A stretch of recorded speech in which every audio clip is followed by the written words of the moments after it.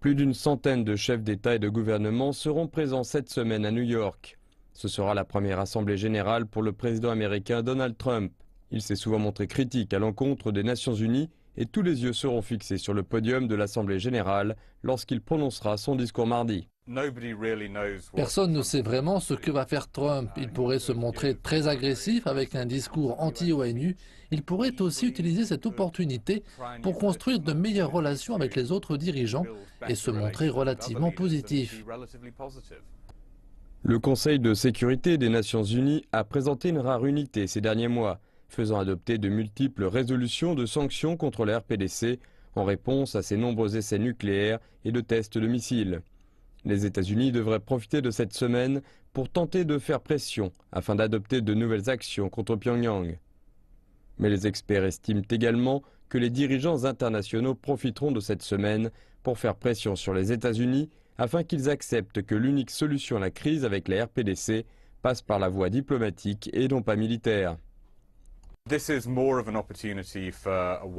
C'est une bonne opportunité pour une grande partie des dirigeants et particulièrement pour les dirigeants des pays alliés aux États-Unis pour insister sur le fait que nous avons besoin d'une solution diplomatique au problème coréen. Et si le président Trump donne ne serait-ce qu'un indice qu'il va entrer en guerre, cela risque de choquer une bonne partie de son auditoire. La délégation chinoise sera menée par le ministre des Affaires étrangères Wang Yi, qui continuera à promouvoir le plan de Beijing pour calmer les tensions en péninsule coréenne. Le double gel, comme il est appelé, vise à assurer un gel des essais nucléaires et des tests de missiles de Pyongyang en échange d'une réduction des manœuvres militaires américaines en péninsule.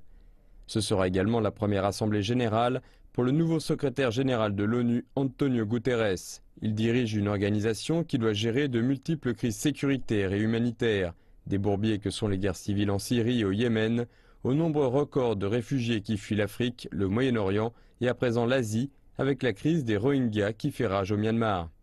La conseillère d'État et ministre des Affaires étrangères du Myanmar, Aung San Suu Kyi, ne sera pas présente à cette assemblée générale. D'autres dirigeants, tels que le président russe Vladimir Poutine et la chancelière allemande Angela Merkel, ne seront également pas présents à New York cette semaine. Le président iranien récemment réélu, Hassan Rouhani, assistera en revanche à l'Assemblée. Il soulignera que l'Iran se conforme bien à l'accord historique sur le nucléaire auquel les partisans de la ligne dure dans l'administration Trump s'opposent. Du Soudan du Sud à la Syrie et à la RPDC, en passant par un ambitieux agenda de développement, les Nations Unies ont rarement eu autant d'affaires sur la table au même moment. Cette semaine servira de test pour les dirigeants mondiaux et leur engagement vers la communauté internationale et leur capacité à trouver des solutions communes aux problèmes du monde.